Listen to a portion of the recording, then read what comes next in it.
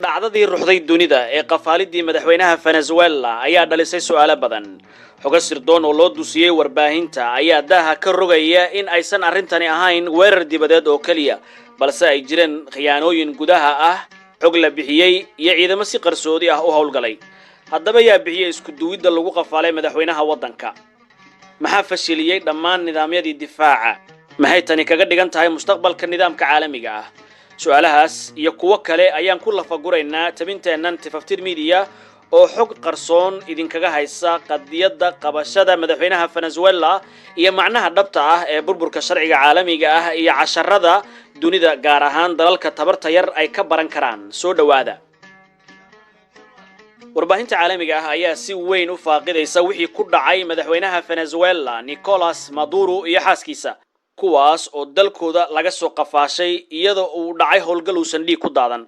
Waxay muujinayaan in arrintan aysan ahayn dhacdo sahlan ama weerar caadi ah, balse lala anfiriirsan yahay in cutubyo gaar ah oo ka tirsan ciidamada Mareykanka ay ku guuleysteen inay carqaladeeyaan dhammaan nidaamyadii difaaca Venezuela, gaar ahaan nidaamyadii raadarada, xarumihii isgaarsiinta, munaaradihii kormeerka hawada, saldhigyada ciidamada cirka iyo xarumihii hoggaanka militariga.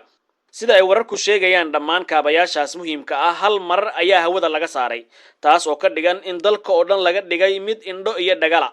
haddii aan caqligal u eegno arrintan, su'aasha isweydiinta mudan waxay tahay sidee suurtagal ku noqotay in dhammaan nidaamyadaas hal mar ay wada fadhiistaan, isla markaana ilaalada madaxweynaha aysan wax iska caabin muujin.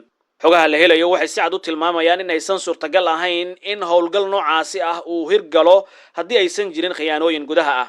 warbaahinta Mareykanka lafteedu waxay qiratay in ciidamada Mareykanka aysan waxba ku guuleysan karin haddii aan la helin saraakiil reer Venezuela ah oo gacan siiya, kuwaas oo bixiya xogta goobta madaxweynuhu ku sugan yahay, gacan ka geysta isku duwidda howlgalka, furo wadooyinka amniga, isla markaana fadhiid ka dhiga ilaalada madaxweynaha.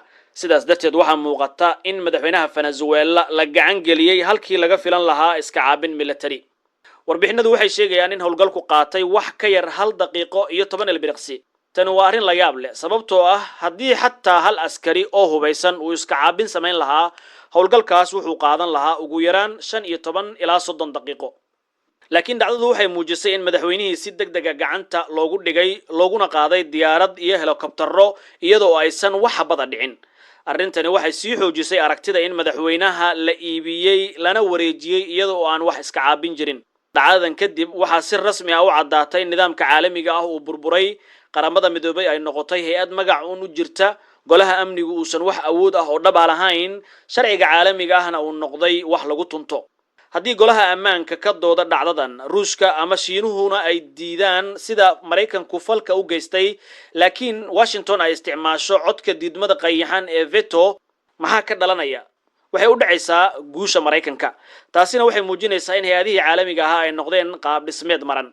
falkan waxa uu fariin cad u diray dunida oo dhan, gaar ahaan dalalka aan awood lahayn. haddii aadan haysan awood ciidan iyo mid istaraatiiji, waxaa lagugula dhaqmi karaa si la mid ah Venezuela.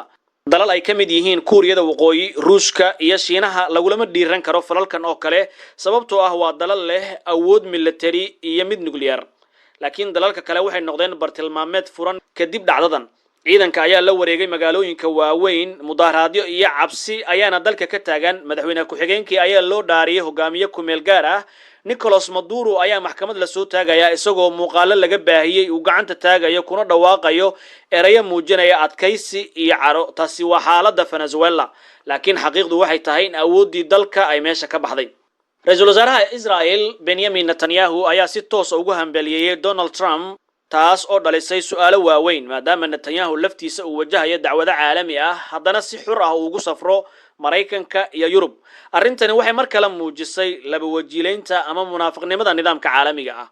qodobka ugu halista badan waa in dalal badan ay weli ku tiirsan yihiin hub Mareykanku leeyahay ama sameeyay nidaamyo difaac oo reer Yurub ah iyo isku halayn siyaasadeed oo shisheeye.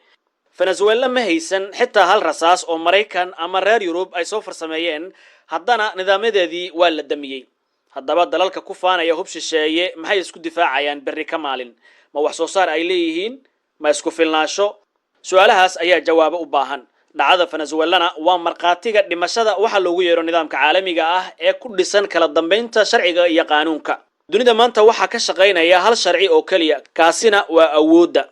cidda aan awood lahayn waa la iibin karaa waana la tirtiri karaa haddii aan si kale u dhigno madaxweynaha Venezuela waa la iibiyey lana wareejiyey iyadoo aysan jirin wax iska caabin ah dhacdooyinkan iyo halka ay ku dambeeyaan Tifaftir Media ayaad kala socon doontaane ha moogaanina inaad nagu xirnaataan faallana ka dhiibataan mawduucyada aan halkan idinkugu soo bandhigno waqtigiina ayaad ku mahadsantihiin waa Abubakar Maxamed oo idin leh nabad iyo warsan